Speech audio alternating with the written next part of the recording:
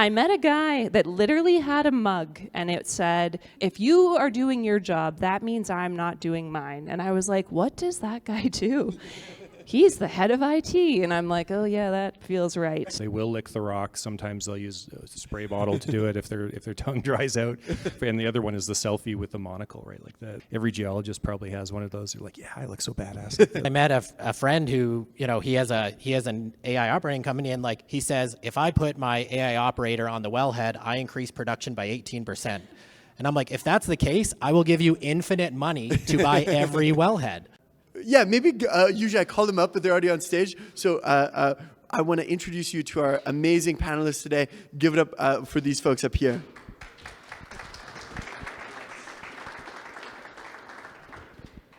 Okay, let me set the stage before I get these folks to introduce themselves. Last year in October, I went up to the oil sands for the first time. I'm a tech guy.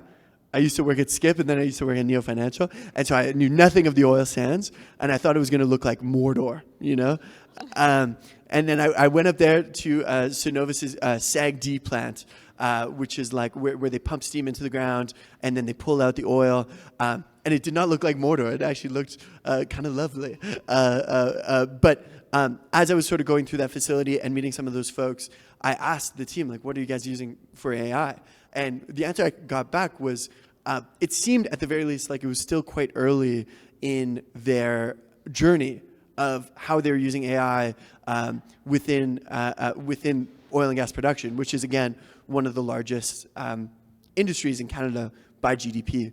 And so it led me to believe that the opportunity here for AI's application into these industries is massive within Canada, and have the opportunity to really lead Canada into massive growth if they use and leverage AI most efficiently. And so what I thought was super interesting about this conversation was, let's get some founders who are building companies in this space, and we can talk about how mining companies, oil and gas companies can really leverage AI to do that. So I want to introduce, I'll get you guys to introduce yourselves, and Keri, you got the mic, so I'll get you to go first, and then maybe we'll go John and then Josh over here. Ladies first, right?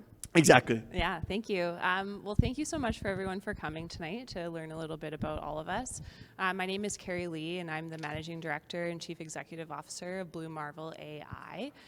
We are a data and analytics platform that is focused on large industrial facilities that have a continuous process. So anything that is pumping something through a pipe, that's what we focus on. So those big oil sands facilities, gas refineries, food manufacturing, you name it, we're there. And so we founded our organization actually 5 years ago. It's wild. Wow. I know. I was like, my kids turned 5 this year, and I was like, holy cow, like the company's 5 years old, like crazy. Did you had your kids and the company at the same time? Yeah, I had twins, and then I started a company because that would be a good idea. It was a good plan. So yeah, my kids are 5 and the company's 5. But we've grown from, just myself and another founder, all the way to 55 people. Wow. Yeah, we've got operations obviously here in Western Canada, which is where we got our start. We now have an office in Abu Dhabi. We're expanding down into Houston, down in the US. And we're touching, like, this is just a fun, cool fact, but we're touching 30% of Iraq's daily oil production. No way. Yeah, with our products, which is quite cool. So I know we're going to get into the weeds of what the products do, and I went first. They'll probably have way better explainers. But just to kind of give you guys a bit of an idea of what our applications are, we like to consider ourselves the family doctor of your industrial plant. And so if you think about all of the disparate data sources that are coming in from a facility, you've got your PI historian, you've got smart devices emitting data, you've got your control loops that are looking at your process. You've got all of this data sources that are coming together, and we're sort of your general health practitioner. So we take all of that data, we aggregate it, we build it into a common single pane of glass, if you will, and then we've layered artificial intelligence on top of that so that you can have a conversation with your plant, you can look at all the data across your plant and create collaboration across those disparate areas so that you can make better decisions. And so we are insights to action. So we surface up where you should should be focusing your attention, and then make it possible for those teams across those various groups to be able to act so that they can create a benefit for the business. So we are complementary to all of the other, sort of tools and things that are out there. You don't go to your GP for open heart surgery. That's always kind of our joke. Like, you wouldn't want to do that. But certainly you want to come to us to get your diagnosis so that we can refer you on to whatever technology specialists might be in there to actually do the work within your control system, or within some of the devices and things within your plant. Cool. That's awesome. I'll stick with you for a second, and just so we can double down and give everyone a picture, because all three of you guys are running some pretty cool companies. But in the case of Blue Marvel, and only using the only oil and gas example I know, which is Cenovus's Christina Lake facility. So they have 8 or 10 different sort of sites where they're drilling. Yeah. And each one of those sites have 12 different wells. Right. Is that what they call the? So we're not upstream in that way. So we I would see. be downstream. Okay. But sticking with Cenovus, the Lloyd refinery, great customer. They've been fantastic. Okay. So once the product actually gets to the facility, that's where we do our magic. Yeah. Okay. Yeah. Amazing. All right. Yeah. Got it. John, over to you now with the drilling. Talk to us about Geologic. Sure. Okay. So again, thanks everyone for joining. My name is John Mortimer. I'm the CTO of Geologic AI. We're based out of Calgary. The company's 13 years old, and we actually originated as a company that was focused on scanning overburdened sand in the oil and gas space, and then pivoted over into the mining space. Really what we do is we drive to do something called high-resolution decision engineering in the mining space, and this is all about characterizing the subsurface and making it so that mining and ore body recovery is more effective, and that the people that are in that chain can make better decisions with it. One of our core products is a scanner, and so we scan rock. It's like a light bulb factory. You feed rock in, rock comes out, and we give you an ultra high resolution view of what's inside of that rock. We use all sorts of tools to do that. We scan it with 6 different modalities, including X-ray, fluorescence, hyperspectral. We use LiDAR. We have a new thing that shoots a laser at it, and it creates a plasma, and the plasma gives you a light signature of what the rock is. And then we use AI to create a map of the mineral content and some of the other things that geologists would care about when you're at a mine site. So we generate a lot of data. We operate now in 3 continents. We have over 25 trailers that are scanning. We scan about 3,000 meters of rock a day, and we just hit a milestone where we scan 2.5 million meters of it. Man. So it's a lot. It's a lot of rock. And these are all 50 megapixel registered images of all of the rock. So what it starts to allow you to do in the mining cycle is make way better decisions, because you now have a lot of information about what the subsurface carries. And of course, when you're able to access all of that data, you can train some pretty sophisticated AI on it, which then feeds into our modeling software, which is all about geostatistics and modeling uncertainty. Sweet. So, and just raised $44 million Series B, right? We did Series B last year, in February. So exciting. We're growing like crazy, and it is growing every direction. Yeah, amazing. Okay, awesome. Josh, over to you with Ultimari. Bringing me back to my geology courses, where we would lick the rocks to figure out what's going on in them. Yes. I have more jokes on that, but I'll stop. Josh Malate, co-founder and president of Ultimari, and we're really looking to solve the challenges around permitting large infrastructure projects, specifically in oil and gas, utilities, power generation, and mining.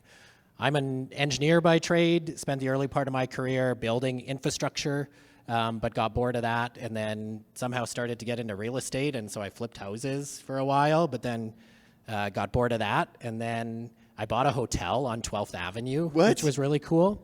And I owned that for 3 years, but then I got bored of that and sold that. Okay. And then I had a bit of money, and so I started to invest in tech companies. And so I'm actually angel invested into about 32 different tech companies now, which is cool. But ended up through that actually co-founding a cool company called Athenian, a legal technology company that solved these challenges with corporate minute books, a very specific legal problem.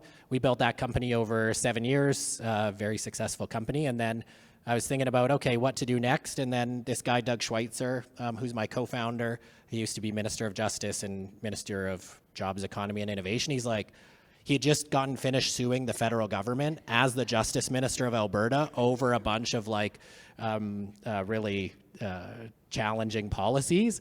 And he said, we got to do it a different way. Let's try to do this from an innovation angle. And so that is when we started Ultimari to try to solve this challenge of regulatory permitting for really large infrastructure projects. Yeah, and all these big projects that are so sexy nowadays, right?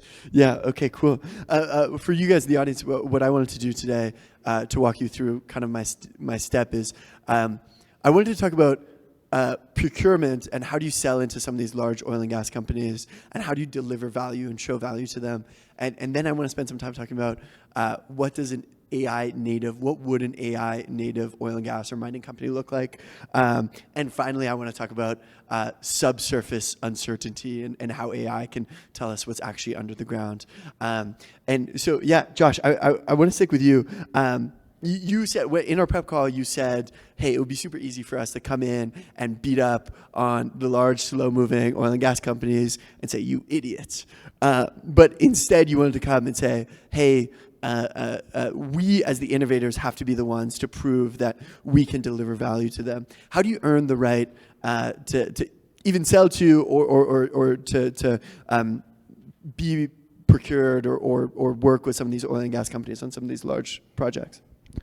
Yeah, great question. And yeah, it's easy to say these are big dinosaur sort of companies and they don't move very fast. But us as the innovators, it's our job to get them there and get the adoption. And so, we focus on really large enterprises. We've got about 25 enterprise customers, large energy companies like Suncor or utilities like Epcor. And so, some of the challenges to get there's a phrase we start to talk about a lot, like the AI adoption will move at the speed of trust. And so we need to overcome this trust barrier with customers. And there's a whole bunch of components that come into that. And so one thing that we do a lot at Ultimari is we're rooted in very specific information and data, and then we are subject matter expert informed. And so not only are we a team of about 20 technologists here and about another 20 in the Philippines, but we actually have a team of almost 30 subject matter experts. These are past leaders of regulatory bodies. These are individuals that have acted on behalf of companies, filing applications with regulators. And so we really bake in the industry knowledge of folks that have been doing this for 30 years into our product to build trust to lead to adoption. Yeah. Okay, that's amazing. Keri, you just have the pilot with Synovus. Yeah. Walk me through maybe how that came to be or some of the surprises in that whole procurement process. Yeah, well, I'll give you a live one because I know we're not allowed to pick on the big companies, but I just want to pick on one. Okay. They're not local, so we can pick on them a little bit, but I'll give you an example. Are we going to name names? Yeah, 100%. So we were very fortunate. We were able to sign a memorandum of understanding with ADNOC. So just that little tiny company over in Abu Dhabi. And what's been so cool working with them is they've actually moved quite fast. Yeah. So we made it through procurement. We were able to show in-country value, jump through all of the hoops in order to get ourselves stood up. And very similar to what you'll find companies here is it's actually not an issue for us to be working with the OT organization. They're pumped. The plant manager's yeah, let's do this. We want this product. This is going to help us with our jobs. It's going to make it easier for me to communicate up to my manager. To get everything that I need to be able to do and be successful. But where it goes to die is in IT, I met a guy that literally had a mug and it said, if you are doing your job, that means I'm not doing mine. And I was like, what does that guy do? He's the head of IT. And I'm like, oh yeah, that feels right. That just feels right. So I agree with we have to be able to be the innovators and to figure it out. But one of the biggest challenges that we have is working with the IT organization. And so we earn the trust of the OT group. They're excited. We show them how the application is going to work. We're working with their data, and then you get hung up on the information technology side. And so this very simple, straightforward project where we've done a POV. We're working with ADNOC Sour Gas. We've delivered value. We can't get our app whitelisted with IT, Oh, and wow. so it's sometimes silly things like that, Yeah. that can just take weeks and weeks of cycles where projects go to die a little bit, right? You also mentioned that now all of a sudden there's this chief AI officer Oh, that some of these yes. organizations have Yes. appointed. Yes. What's going on with them? Okay, And- so I don't know. And if there's anyone in the audience here that is a chief AI ethics officer, like let's chat after the talk. But I feel what I've seen and what I've noticed with some of our enterprise customers is that sort of throughout, the Chat GPT era, it's like a few years old now, where we're year 3 or year 4. Essentially, every big company started a committee. Around AI. So like they brought people from IT, they brought people from all over the organization that wanted to volunteer to be part of a committee. So those committees have all gotten together, and now I've noticed that big companies have actually made permanent hires in these roles. So I've encountered my first like AI ethics officer, which is new to like cybersecurity and IT and all of these other sort of hoops that you have to jump through. And so I think it's just like the new era of I guess safety, like which is one main part, but bureaucracy and another sort of pylon for us to kind of to go around there. So certainly that's a new one. Okay. Yeah. Very interesting. Yeah.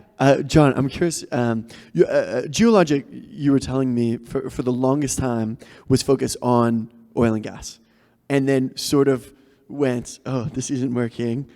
Hold on, this technology would be unbelievable for the mining industry, and so I'm curious both how that pivot's been, but also how did you gain the trust of the mining folks? So we're so lucky to have stumbled upon that pivot and realized that most of the products and technology that we had from oil and gas were directly applicable to mining. So the first thing about bringing any new product to a market where there's an existing workflow is you have to show that it's solving a problem for people. And especially with the umbrella of AI, you've got these geoscientists and geologists that are in the mining process that are exceptionally good at what they do. So geology in mining is logging core. So you'll drill core, you'll put it onto a table. They will lick the rock. Sometimes they'll use a spray bottle to do it if their tongue dries out. But what you're looking for, and the other one is the selfie with the monocle, right? Like the hand lens. Every geologist probably has one of those. You're like, yeah, I look so badass at this. But the thing is that you have to characterize what's in that ore body. And so you're looking at this on a table and you're doing this fairly manual, fairly laborious exercise. And the really conventional way of logging that is that you'll write it on paper and then you'll send it off to the other team and you'll send samples to the lab and then you have a basic understanding of where the ore is. And that's going to guide how you're going to play out your mine. When we started to scan the rock, we started to give this digital view of it that gave you a continuous view. And so the question is, okay, so what does that do for you? And the first step is that it starts to allow you to get digital records in place. And so that can give you structure and validation and start to solve some of the data problems that plague the mining industry, because you're often handing data over to different teams and different silos that need to make decisions on it. And so as that started to advance and you gain trust by the scanning, you started to get geologists that realize it's a really powerful tool and it allows them to see more into the ore and it allows them to get better samples because they're not sampling things that they don't care about. They're getting better logs because they're more consistent. So that curve of adoption was a really long time. And so the way that you have to prove that it's going to be worthwhile for them is that you get very, very consistent results. And the way that we did that was by having geoscientists and geologists involved in the process. So you have to have experts there as well saying, look, you're looking for these sulfides. Here's the sulfides. Here's the tool doing this. Here's how you can rely on that tool. And where we've come from is being, a trailer that's scanning rock at the side of a mine site to one that's really deeply embedded in the operations where people rely on it and they're making decisions based on it. And they do that because you're there all the time, you're giving good data, you're scanning proper data, you're delivering it in a timely fashion, and it's closing the loop on their ability to make decisions and affect what they're doing day to day. The industry, over time, I don't think is ever going to go fully AI, but it's certainly going to go faster. And what it's doing is it allows these geologists to focus more on the areas they care about and less on the mundane and kind of routine parts of that. So that's sort of the one half of that picture. The other half of the picture, and I've been to ADNOC many times and I've dealt with security questionnaires, most of my job is security. It's security. And so you're dealing with tremendous amounts of data from mining companies. And as that moves down the chain, it becomes more and more valuable because you start to understand where the ore bodies are and you start to characterize and get a sense of where the metallurgical value is. And what they're most scared about is losing that data as we handle it. So we put a tremendous amount of effort into security. And that's from everything from how we deal with it on the trailers, who can access it, how we manage that through the lineage of that. And that gives us a lot of credibility in the industry now when we deal with projects and we deal with service agreements, that we can say, look, we have a really deep control system in place, and we take that seriously as a corporate objective. But I've bumped in now to these AI officers that are saying, oh, can you send us your AI policy? And you're kind of like, sure. You type it into Claude and it kind of pops out. So I think where everyone's concerned is sort of what are you feeding, LLMs, and what are you feeding into some of these AI systems? And we've run into things experimentally where everyone hears about sort of the horror stories of how AI is changing things. Our AI that we deliver to market we call it industrial AI. It's old, plain, traditional, boring AI, right? We're talking about neural networks that have been trained on data. And it's very conventional, but it's science-based. It's validated by scientists. So it's validated by the physics. And so that's an area where it's a lot less sensitive to things where you're worrying about IP leakage or critical information leakage into these tools. Internally, we use AI for everything. We've doubled down on it. I have the guy that's here that burned through the most tokens in the shortest amount of time. Yeah, there in the back. What up? He's so proud. He was like, it was like 15 seconds. He's like, I need more tokens. I'm like, well, you just got the. I didn't say I was going to name and shame you just to shame you. I'm not naming. That's awesome. So one thing that is kind of interesting broadly in the energy space. So, back in the days when I was working in subsurface simulation with ADNOC pretty closely, we had one of the world's best GPUs delivered to us, and it was like straight from Jensen when it came out. The ship value of it was like $900,000. It was pretty cool. Damn. It was pretty cool. He didn't sign it, but he was close. Someone else signed it, but and I was in Abu Dhabi, and we're having a meeting with ADNOC, and they said, yeah, we just put our first order in. It was 5,500 of these. So in that ADNOC building, they have a massive data center, and they have an entire organization called G42 that's spearheading AI in Abu Dhabi. And so they take it very, very seriously. And now they've got that question too about, okay, so we're advancing AI and we're going really quick, but what do we do about, proxy models and replacing it and all the ethical things that are around it? So kind of an interesting, when you see it at scale and you see what's really happening in that world, it's crazy. Yeah, that's awesome.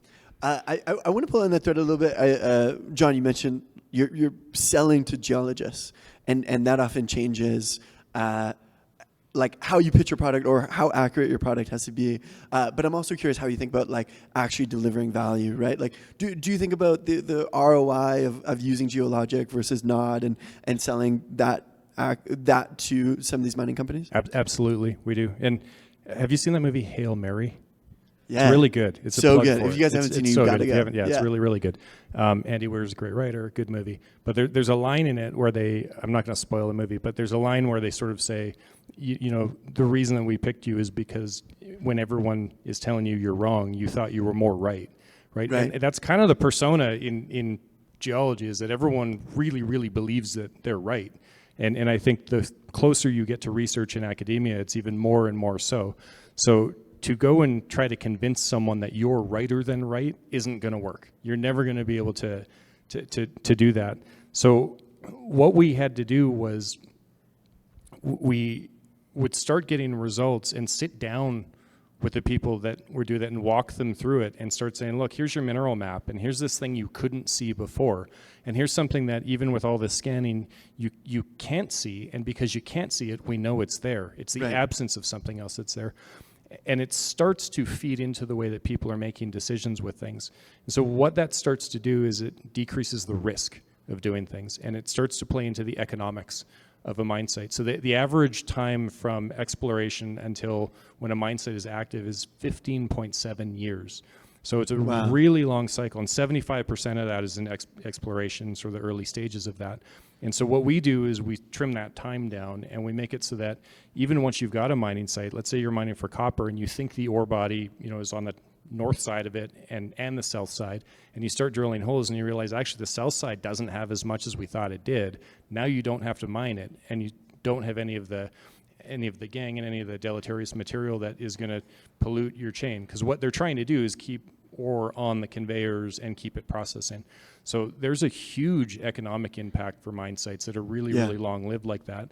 And if we can improve the profitability of that by even a few single-digit percentage, it's huge for a mining company. Yeah. Keri, do you think about like generating and creating value for companies the same way? Yeah, it's very similar. And I mean, you spoke a lot about the trust, right? Like in order, to earn the right of the trust of the customer. And very similarly, like we're white glove. So we have engineers like working alongside the plant managers so that they are able to see the value.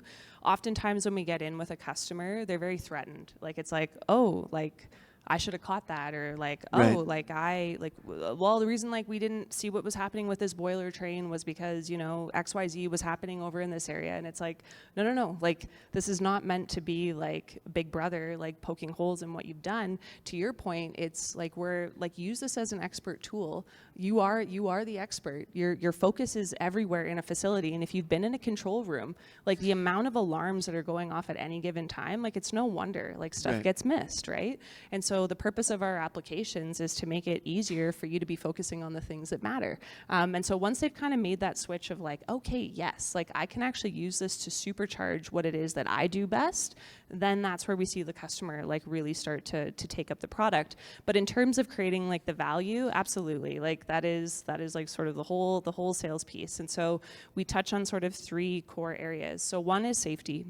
So a lot of organizations don't have visibility into what bypasses are in, what operator touches are happening on the control system that have the potential to create something wrong to go in the facility.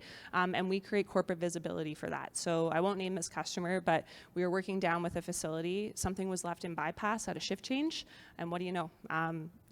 Explosion happened at the site, right? So now one of our applications is actually used to help them monitor that at the corporate level so that they don't void their insurance. But what's quite neat about tracking all this data, we have over 100 years of industrial data in the 5 that we've been operating. And again, like that allows us to train like pretty unique models so that we can look at things like sequences. So when an operator is in a gas plant and is running this sequence, we can help you predict what might be going wrong in another area of the plant, right? So maybe you need to go take a look at this device, or hey, maybe you need to go over here and take a look at this process. We're not, making the changes within the facility. That's still up to the operator to make that decision for the organization, but we're helping avoid downtime, helping avoid safety incidents. And then on top of that, for like the ROI on the production side, we're supporting things like throughput. So very similarly, like if we can just get like a little bit more out of this process, we're making more money. So yeah. Absolutely. Cool. Josh, switching gears a little bit, but let's dive now into AI native companies, AI native oil and gas companies. Someone keeps, a friend of mine, he was actually on the panel last week. He's a little crazy, to be honest. But he was like, there's Are you talking about Graham? Yeah, Graham. Just name names. Yeah, I'm talking about Graham, yeah. But he says there's $20 million right now in dry powder in this city if you went and started a AI native oil and gas company. And so I want to scratch that itch of like, what does a company like that look like? And what is the true like market cap and value of like an AI fully integrated oil and gas company? Yeah, big pivot there. Yeah, I mean we're an AI native technology company, and so when I think about AI native, I really think about these components of like all the rules have changed, and so this idea where specifically in software, if the cost to develop software essentially plummets to zero, then to me, in theory, competition goes to infinity. And so then how do we command and capture value for the long term? And when people think of technology companies, they think about, being valued, pretty high, 10x revenue, that type of thing. That concept of 10x revenue is an investor saying, I believe that what you've built is going to be durable for the next 10 years and will pay back 10 years of money. That's what's a little crazy in AI right now is like that's not guaranteed. Like, how if I develop this software today, some smart kids at Y Combinator tomorrow could do the same and sort of take the position. And so when I think about this realm of AI native, that's sort of the realm you're playing in. And so it's like, okay, what are the differentiators then that create some sort of moat?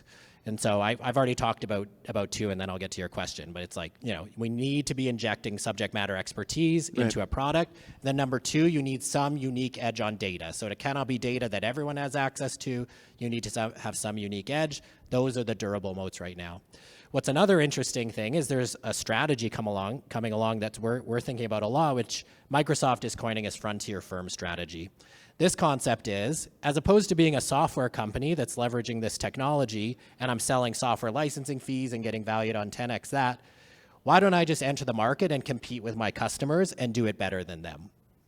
And so in our realm, we have all this intelligence about how projects get approved. Yeah. And what we think about is, if we truly have an edge in like where you can cite, let's say, a power generation project, where we can cite it, where it'll get approved, what that process looks like, and we can efficiently do it.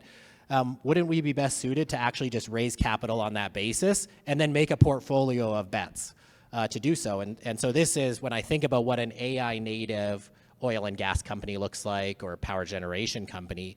It's that you're sort of using this, data and technology advantage to actually enter the market and compete against the incumbents. And the way we think about that strategically is, are our customers going to move fast enough with us to take advantage of this opportunity? If they are not able to, then how do you actually create, the elements that allow you to still have that vision come to reality? Yeah. It kind of makes you think, right? And I'm curious your take on this. In energy, in oil and gas, do incumbents win once they adopt these tools? Or is it new entrants who start adopting these tools, get an edge, and start to outcompete and build the next $20, $40 billion company? Yeah, like I met a friend who, he has an AI operating company, and like he says, if I put my AI operator on the wellhead, I increase production by 18%. And I'm like, if that's the case, I will give you infinite money to buy every wellhead. Right. Like that's the finance theory of it. If you have created this arbitrage, then infinite capital should go there. And so, why isn't that happening? There's, friction in the market. And so I think what's interesting is to see how this plays out. Yeah. John, I'm curious from your side on the mining. Is the same true? Like, what does an AI native mining company look like? And eventually, I guess you could kind of, I know this isn't your focus, but, eventually you could kind of know what the subsurface looks like and have a pretty good idea of where to drill, right? I think the simplest way to put it, and this is to really riff on what Josh was saying, no data, no AI. So you need good quality, clean data for everything that we do, and that's actually one of the differentiators that we have. Is there are a lot of companies that scan rock in different ways. They'll take photos of it, they'll scan it with one type of scanner, they'll do various things. But to do that consistently and reliably, and to do it so that it's within a certain tolerance over time, is really hard to do. And a great example of that is X-ray. So our trailers, when you get X-rays and it fluoresces, you have to capture the count of X-rays at a certain pace. And so the automation around how the tables are moving and the automation of where the depth of that is really, really important. Otherwise, you get garbage results. And so the industry, for a very, very long time, has dealt with really bad data. It's got data sources. It's not like it's new, but they've been really unstructured. It's been there's been errors. People make human errors. It's unvalidated. It's in different types of records. And so when you start to look at the power of what an AI native company would do, it would start with having really good access to structured data. And that problem exists in the energy space too. There's been lots of sort of industry consortiums to try to solve that problem, because you also, from a customer perspective, usually have a multi-vendor landscape. It's not going to be a single vendor that comes in and does all data. It's going to be a source over here, a source over here, a source over here. So once you've got the data and once you start to get your operational processes relying on some of the AI, you still need the expertise. You still need the domain. You still need the scientists and the physics and the practitioners of this, because it's, unfortunately, I think in the era of ChatGPT, everyone thinks you plug it into an LLM and it's going to give you the answer. And in many ways, what we do with rock is like autocomplete for the rock. Right? You scan it and you see it and it's like, oh, here's everything you need to care about. Well, at some point that's going to get good enough that people rely on it all the time without having to edit it. But we're still a long ways away from that. I think by nature of because how expansive mining projects are, you're always going to have humans in the loop on that, and that's practically from a safety consideration, but it's because humans still add a lot of value to that. You know, they can synthesize a lot of information, much like radiologists in medicine. You know, there's all sorts of tools that can give you image segmentation, automation around things, but you still need the radiologist to do the diagnosis. You know, at some point, an AI native, you know, company in any space could, in theory, be truly run by AI, and we'll be sitting on a beach somewhere. But because of the way that mining works, you've got a lot of processes, a lot of material, a lot of explosives, a lot of things that you have to consider in order to make good decisions on that. And we're just really starting to see what you can do with it. And I think, you know, the question of sort of what can you do with it at scale starts to become the one that we want to be at the forefront of, because we're the only company that's doing what we're doing, and we're the only company that has the amount of data that we've got. Yeah. Okay. So then the take is like the assets that you need to have are so insurmountable that the incumbents will nearly necessarily win, or really hard for a startup in the mining space to come up and win, because the edges will never be so great. And no, I would challenge that a bit. I think mining's a really latent industry in many ways because of the long cycles, and there's some just incredible innovation that's happening now. And the turning point that's occurring now is there's this recognition that like really good, high quality, high resolution data can do great things. And so what you're starting to see are various companies that are emerging that are trying to solve pieces of that puzzle. So we recently bought a company called Lumo Analytics. They do this LIB scanner, laser-induced breakdown spectroscopy. It's really cool. It scans rock, and it gives you insight into that rock that you can't get with traditional scanning techniques. So on its own, it's a valuable thing. But when you incorporate it into what we do, it's an even more valuable thing. And you start looking at sort of the product and technology landscape, and you're seeing a lot more funding into these bets that are coming out. I think we're going to continue to see that because and you see the big mining companies are actually funding some of these sort of like innovation types of companies with their innovation arms too. That's why 2 of the big mining companies invested in us. You know, there's always going to be a low tolerance for extremely high risk things, but I think that there are a lot of people in the industry that are actually really eager to try new things, and because it does give them a competitive advantage. When you look at, you know, large mining companies will take a look at some of the projects, and they won't invest in high risk projects. So you tend to have a profile of things that they're going to be interested in, but they've got the capital to do it. They just don't want to because of the risk or the timing. You've got all these small companies that are super eager to go and invest in them, but they don't have the capital to do it, and they can't find it because of the risk profile. And I think because of that, that's why you see some startup companies going in with some breakthrough technologies, and they're getting proven in the field, and you're starting to see adoption of them. yeah, okay, amazing. Keri, I'm curious from your perspective, breaking down these silos, but also going to the AI native oil and gas company of the future. I'm curious, following on the human in the loop point, I'm curious, what is the human role? I know that you mentioned some of the folks that you work with are like nervous. Oh my God, is this going to take my job? I mean, will it? I know you're being nice and we're like, oh, don't worry, we're just helping you, buddy. But, you know, will it take, what is the org chart of the future? Yeah, I mean, I don't think, I think we're a long way off, you know, as you mentioned. I don't think it's taking anybody's jobs, but certainly like the number of man hours that are required are significantly less, right? So like a customer that we have, we've been deployed with them across, I think, 15 sites live for over a year. And so we've reduced the number of alarm and events for them by 10 million. So like very low bar would be like $1 per alarm. So we're saving them about $10 million a year. Wow. In efficiency, just human efficiency, because those are 10 million alarms that they don't have to acknowledge and they don't have to look at, right?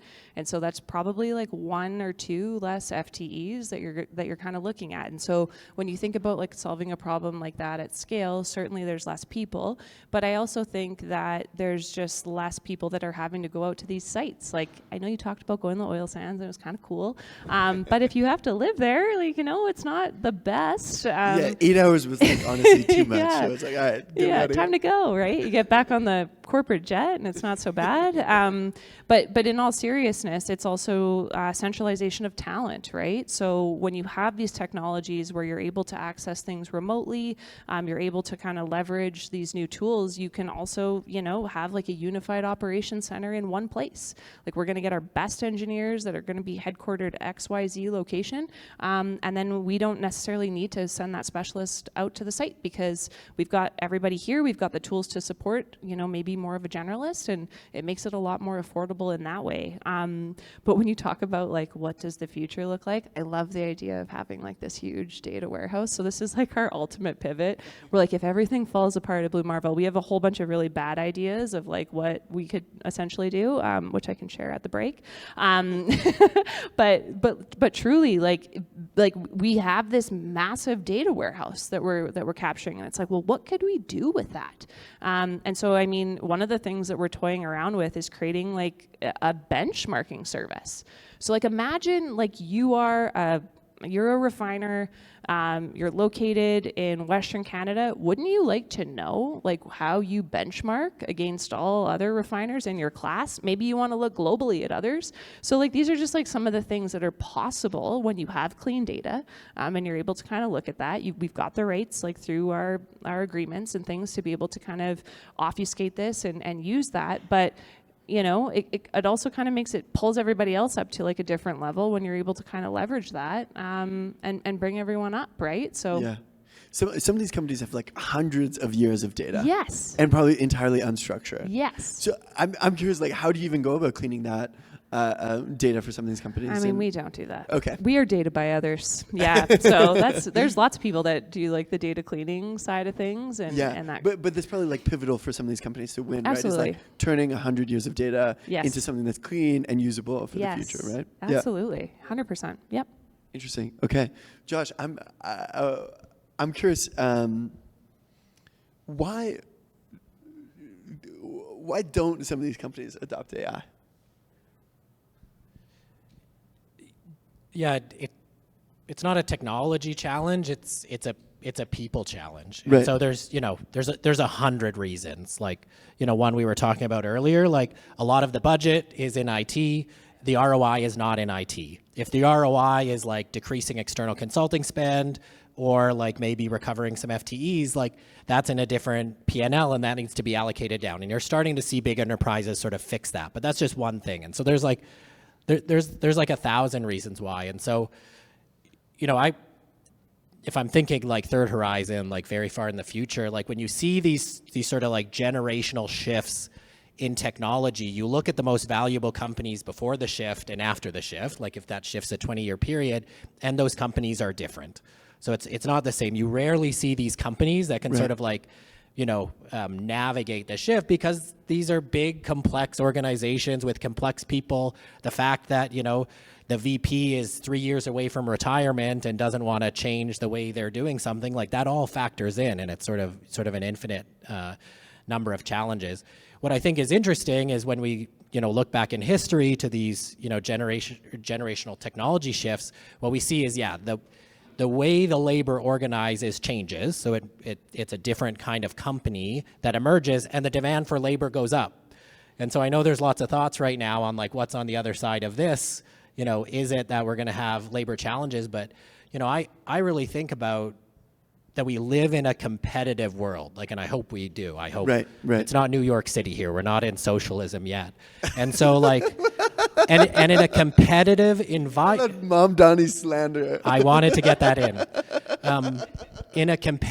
We live in a competitive environment, and so this idea that people think that there's going to be these companies where AI takes over and does everything doesn't make sense, because where are the differentiators then between the companies? And so if I think about, again, very far in the future, if inference is cheaper and cheaper, and so like inference is sort of infinite, and we have access to, as many tokens as we want, what becomes the differentiator? It is human judgment. And that becomes the most scarce thing in supply, is very high quality human judgment. And so, yeah, when I think about our softwares and what we're building and stuff, like our ability to inject human in the loop into it is one of the core differentiators because, I think AI will sort of commoditize in some ways, but it will come back to the humans that are using it, and their judgment is going to be what's differentiated if we believe we will live in a competitive market in the future. If we believe that there will just be like one energy company, then yeah, no. But I think there will be a market of energy companies. Awesome. So this is my last question and it's for all of you. Okay. What does the oil and gas space and the mining space look like in 5 years? And maybe if that's not so much different, you can extrapolate to 10 years. But I'm also curious, like, where do you see it? And also, where do you see like the GDP? Like, does it, as a percentage of Canada's GDP, grow or shrink? I mean, again, I hope it grows. Like, I would like to believe that we're going to continue to be very competitive. I mean, I think we're very well positioned in Canada to take advantage of a lot of that, particularly like with our talent, right? Like, we've got a lot of incredible engineers. This is like the one thing I love about, traveling and opening businesses in other areas. Like, it's very funny. Like, we make fun of Canadian tech, like, oh, we're like slow to adopt and blah, blah, blah, all the like various things. But what's opposite is they're like, oh, Canadian tech, you guys are vetted. Like, this is legit. Like, you guys have probably struggled through a lot of unpaid pilots. And you're like, yes, Right. yeah, we have, so that's very nice. And on top of that, like, we have some of the most, like, the best engineers in the world. And so I think we're very lucky to be in this province and have these universities that are graduating these amazing engineers, because I hear that all the time too. It's like, oh, chemical engineers from the U of A, no shit. Yeah, eh? yeah. You're like, yes, like we've got a lot of those, like ML, like from, the U of A, like we have some of the best talent. And I think we take that for granted here a little bit, but it definitely shows up when you travel and when you're meeting with global customers. So to me, I think Canada will remain competitive. I think we're going to continue to have very successful startups and scale-ups for that matter here. I do think the consolidation, though, that we're seeing, like, Shell just bought ARC. I mean, that's one less customer Right. that you can kind of go after. So I think we'll probably continue to see like consolidation. But I mean, ARC was on the way to becoming like a major. So I don't know if I feel like happy or sad about that. Shell's been great. They were here and then they were gone and now they're back. But yeah, I think we'll start to see some continued consolidation. And I don't know that that's necessarily good. It's just one less customer to go after. So. Yeah. Okay. Yeah. More consolidation. I noticed you didn't mention robots on sites. No. I mean, yeah, there's robots on sites now. Oh, really? Yeah. There's definitely like robots on sites But now. not cool ones, not humanoids. Not humanoids. Yeah, I don't know about the. Yeah, there's autonomous trucks. Okay. Yeah, there's a lot of that stuff that's happening now. I think you'll see less humans. Just because tasks will become continuously more automated, like as we kind of go. But that just, again, like now we're doing the higher level work. Like there will always be a need for a subject matter expert that is engineered and trained in what it is that we do. So those people will just become more expensive and more valuable, and you will have less, expensive talent like doing the tasks that they're currently doing today. So, yeah. Amazing. Mm-hmm. John, 5 years, mining. What does it look like? So there's a saying that all of the easy to find discoveries have been found in mining. And so when you play this out, one of the things that, the AI boom is putting a tremendous amount of pressure on is all of the critical minerals that are required to basically build out data centers.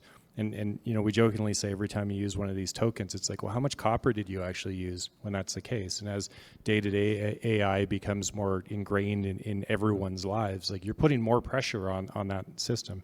So there's millions of tons of copper per year that will be a shortfall projected in the next few years. And that's notwithstanding any of the recent geopolitical events that are going to affect the supply chain. Oil's the same. So, broadly speaking, we're in a critical minerals crisis, and that crisis will get bigger. And so what that means is that mining companies are going to have to adapt to that. They're going to have to find ways to serve that need. And that's not based on one region. That's based on the entire planet, because you already see that some countries are stockpiling critical minerals. Canada's list is 34 critical minerals. The U.S. is about 60, and these are minerals that are vital to the economy or vital to national security. So as we start to see some of the acceleration happening from AI, you're going to see some pressure that'll probably affect some of the speed and risk tolerance that mining companies will look at, and some of the plays that are discovered but have not been economically feasible will start to become feasible. Okay. In the oil and gas space, it's a bit different. I just stepped out of that space, and I was in a session earlier today that was actually all about high performance computing from one of the oil majors. And when you look traditionally at seismic processing and subsurface characterization, which was more on the simulation space, that is much more heavily going towards AI-based proxy models and some uncertainty realizations at scale. This oil and gas company talked about running the simulation as an example or a set of scenarios, and they burned through $10 million in cloud credits in a week. And you're like, wow, that's a lot. That's a lot. Right. Yeah. So, the confluence of all of this means that there's a lot of pressure on us to adapt and do great things. And I think that the AI-driven companies of the future are going to embrace that, but they're going to do that with the talent. The talent is not going to go away because humans happen to be like really good pattern detectors. And so when you combine the power of what some of these tools can do with the expertise in the domain, those companies are going to win. And the ones that embrace that are going to win faster. Yeah. I'm just curious because it seems like they are discovering some of the largest lithium deposits in the world. It seems like every 6 months. So is that necessarily true that for all minerals that we've discovered everything or all the easy to find ones? Okay. Right? And I'm quoting a company, so I'm not the expert at whether or not they're easy to find, but it's generally considered that the easy to find plays, much like the easy to find oil reserves, are discovered. Right. And so now it becomes about production. It becomes about how do you mine it? What can you do? How do you process it? So when you look at some of the levers that mining companies have, one is on the sort of recovery side of it. The other's in the processing side of it. How do you actually manufacture the processing facilities, and how do you get it so that you can deal with that more economically? Ore body characterization is a big part of that, and that's where some of our technology comes in. But you are seeing much more acceptance in the industry now for new technologies that are based on AI. I think the science is really important to get people to buy it and to trust it. But what you'll start to see over time is new projects get launched, and they're going to start to embrace that as a core part of their operating workflow. And that's when you're going to start seeing the real impact that it has. The projects are so long-lived that I think it'll be years until we see sort of a full case study end to end. But some of the smaller projects that are running like this, you'll see that a lot earlier, and that will influence some of the technology. I speak to some of the C-level technology folks at mining companies and listen to what their problems are. They usually actually don't describe their problem as we don't have enough AI. They describe their problem as we have too many silos. We can't share data across those silos. Right. And I think those are sort of early stages in the transformation that's happening. They're struggling to solve those because these companies are behemoths. They're so big. And the projects that they've got are so long-lived, and they actually have quite a lot of influence in the tools and technology that are used. So depending on what that is, you'll find that people that are running those projects have a little bit more appetite to do something that's differentiated, and the ones that are adopters of that are going to be, the proof points. And as long as the sort of, the solution providers out in the industry can prove out what they're doing, you'll see that pace accelerate. Awesome. Josh, over to you. 5 years from now. Give me some robots, though. Yeah, I mean, I'm like an entrepreneur. I'm like an optimist. And so, I have no choice in my mind but for the Canadian energy and mining and power generation industries to be number one in the world.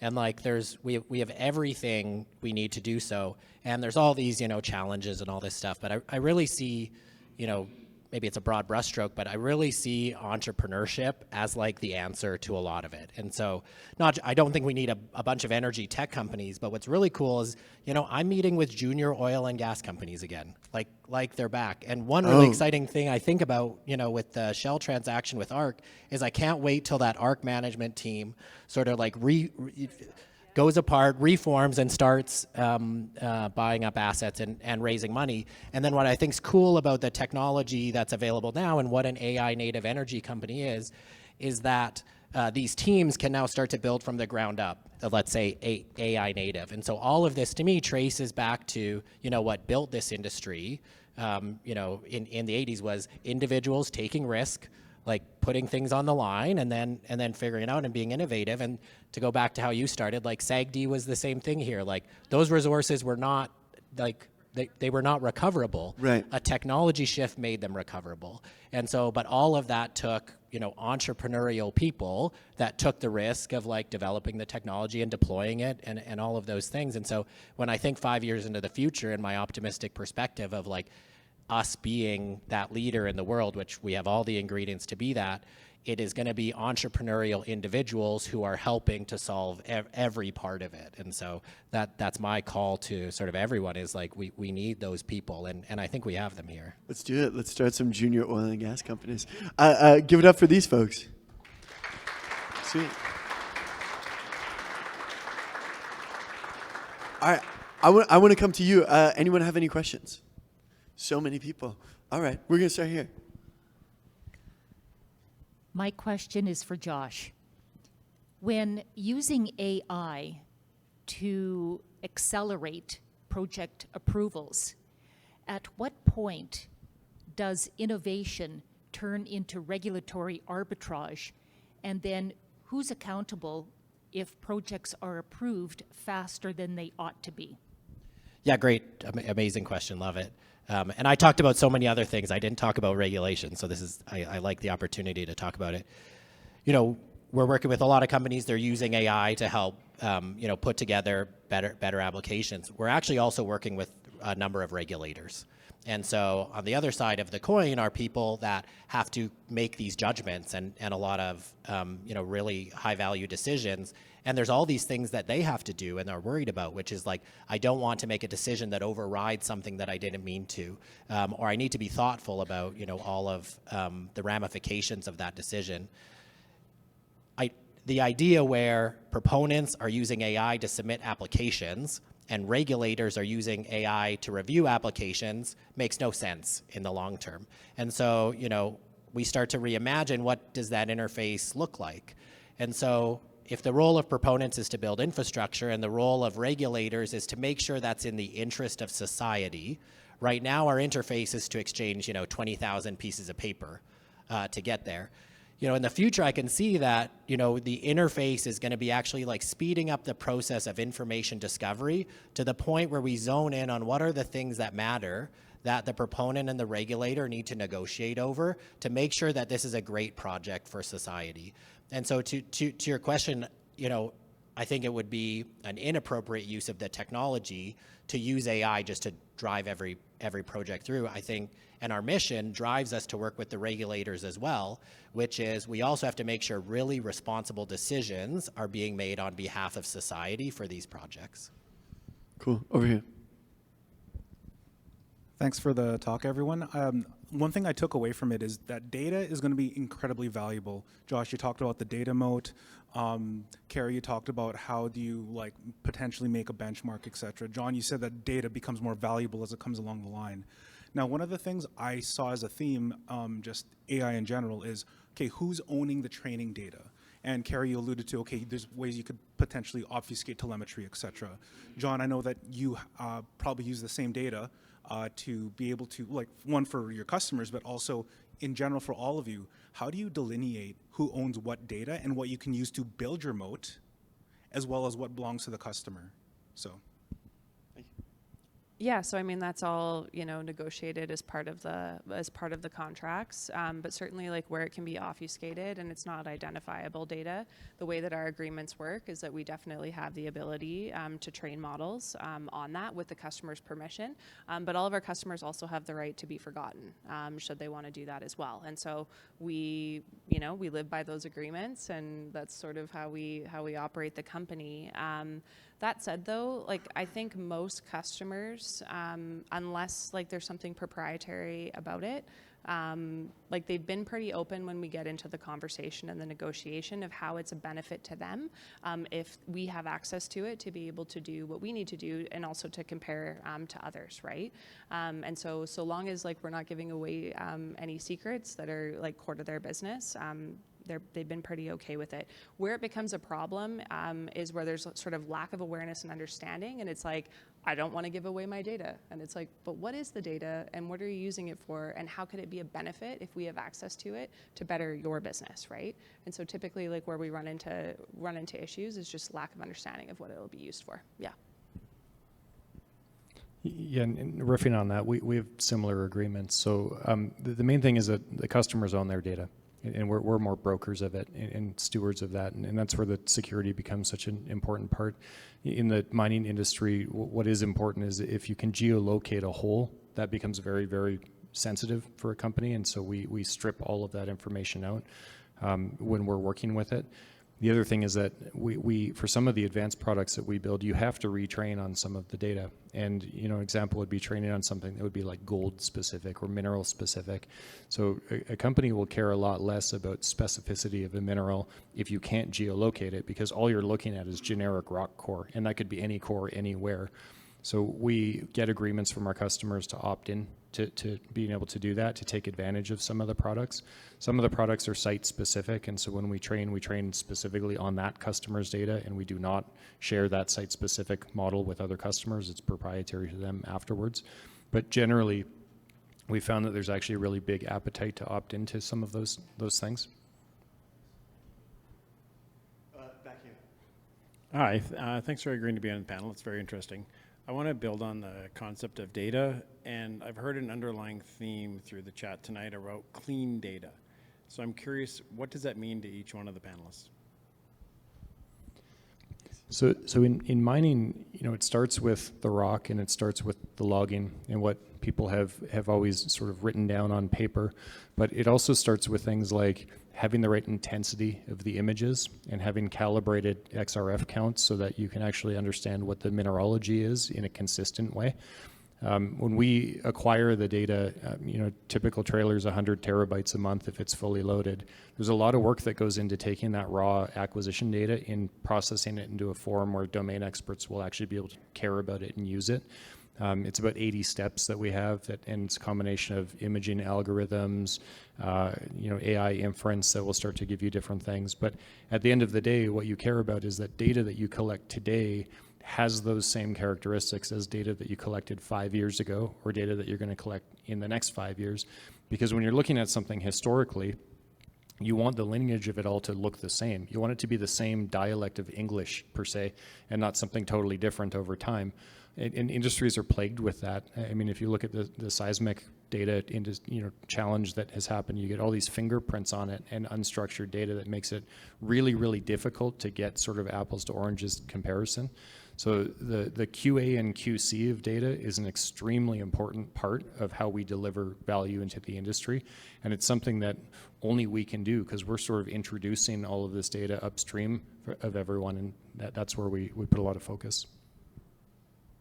Yeah, we're really lucky in the industrial automation space because there aren't too many players. Like there's sort of 7 majors. You've got like Yokogawa, you've got Delta V, you've got Emerson, you've got Aviva. Like there aren't too many that are out there. And so we spent a lot of like the beginnings of our organization figuring out how to normalize that in terms of how we ingress and egress the data. And so to your point, like you're looking at a control system, whether that's a Delta V system or a Honeywell system, we can tell you what the alarm and event chronicle should look like across both and be able to normalize it for the customer so that, ones are ones, zeros are zeros, telemetry data is telemetry data. So it's all very matching in that regard. So I would say like part of like the proprietary pieces that we've created is our ability to ingest that data, normalize it, and then regardless of what systems the customer is using, we can make it the same. That said, yeah, for sure, like we're going to run into challenges as we get into other places of the world. So we're running into a lot of Yokogawa systems. Those are new. And so there's always a gotcha. So yeah, absolutely. I think it's definitely tied into that. But for us, it's really on the ingress and the egress of the information. And these industrial facilities have been gathering this information for years. So we're quite lucky in terms of having access to really clean information. So that's not a challenge for us. Nothing to add, maybe to Philip. All right. Thank you. My question is for John and Keri. John, I looked at your company's website. You guys are actively hiring. My question is, what has changed for your companies when it comes to hiring in this age? Has the requirements gone up? Have you guys changed something when it comes to hiring, let's just say, a role for an account manager 3 years ago and now? Would be curious to hear what's happening in your world when it comes to hiring. Thank you. Yeah, so I think one thing that's changed, which has been like a theme of the conversation tonight, is we're actually looking for a lot of experts. So like I just hired a 30-year retired Honeywell guy, and he spent his entire career working on Honeywell systems. And it's like, I've got a customer now that I need an expert that can support me as I'm trying to figure out like what to make of some of this data that we're coming into access to with our customers. So that's like one. So like very, very high like subject matter expertise. And then, you know, just continuing to hire sort of like, I guess, like jacks of all trade, if that makes sense. Like people that are passionate around solving problems. Like I think gone are the days where you can be a strong like a generalist that can't use tools. So like a lot of like the younger people that we're hiring, like the stuff that they can build with some of these AI tools internally is wild. Like we've got a customer success manager that we hired, you know, she's like 10 years into her career. When she went to hire a couple of juniors, she built her own algorithm to go through resumes. And it's like, yeah, I spent like an extra 6 hours on this so that we could use it for future hiring. And it's like, holy cow, that's so awesome. And so I think like a lot of what we're seeing is like the people that are fantastic at also leveraging these tools to supercharge themselves. So you're not even just getting one person, you're getting like two people for the price of one, if that makes sense. It's a great question, because you know we're also in this midst of, in the tech world, so many layoffs and so many sort of stories about AI is replacing my job. I think one of the challenges that we've got is that we're getting lots of visibility. We are hiring. Put the plug out there. So if you're interested, let us know. But you know, we really have to look at what are we hiring for. We're not a scrappy startup now. We're a scaling company. We really need to care about what that looks like. We're hiring for experts in every different domain. We're hiring for earth sciences and geosciences experts, but we're also looking for people that have been through scale before and know how to build robust systems and really understand how to navigate the world, where you have to understand the market you're in, the domain you're in, and some of the core technologies that you're working with or core things that you're doing. I think now the challenge is that, so we hired, or we posted one role, and in 1 week we had over 1,000 resumes for it. And they were good resumes. I mean, there's like a lot of really good people out there that are trying to find jobs. And conversely, I'm not going to name this individual. It's not Graham, so it's not the guy in the back. So make eye contact with him. I was in a conversation with a fairly sort of new developer, and every question that I asked this person, they would turn to their computer and type it into ChatGPT and read ChatGPT to me and turn back and say, well, here's what ChatGPT said. I'm like, you get where the human in the loop's the problem on this one, right? So I think the way that we're working is changing so rapidly that I think people need to be really willing to reinvent sort of what it is they do. But one thing that, as we're a scaling company and growing and dealing with all these challenges, talent is the most important thing that we can deal with. And you hear this from a lot of companies, like the people and the culture are going to be what help us. That is going to be the thing that will get us to the destination that we want to go to. So we want people that are eager and curious to be a part of that and just have this huge appetite to learn, because things are changing so radically fast that it's really hard to say even what the nature of work is going to look like in the next few years. I rely so heavily on AI. It is the world's best coworker, and I'll keep saying that because someone hands you 1,000 resumes, you're like, well, I need to figure out, like, instead of just picking the first 10 I see, like, who are the best people in here? Who do I want to talk to? How do I do that? And I think that, the other side of that is, don't forget that the people that are adding value to the company, it's not, AI on their own and they're guiding it. It's their expertise that's being supported by AI, and they need to be able to understand how the landscape of all those tools fit together. One of the fears that I have is at the pace that we're developing new things, it's really easy to generate large volumes of really terrible code. And I think people look at that and they're like, oh, I made all this really wicked code. And you're like, is it really wicked? Or have you created this like maintenance nightmare that no one really understands yet? And now we're going to need 10 AIs to fix it. So that it's just like this. I always say this every time I talk about tech, but it's like such an interesting time.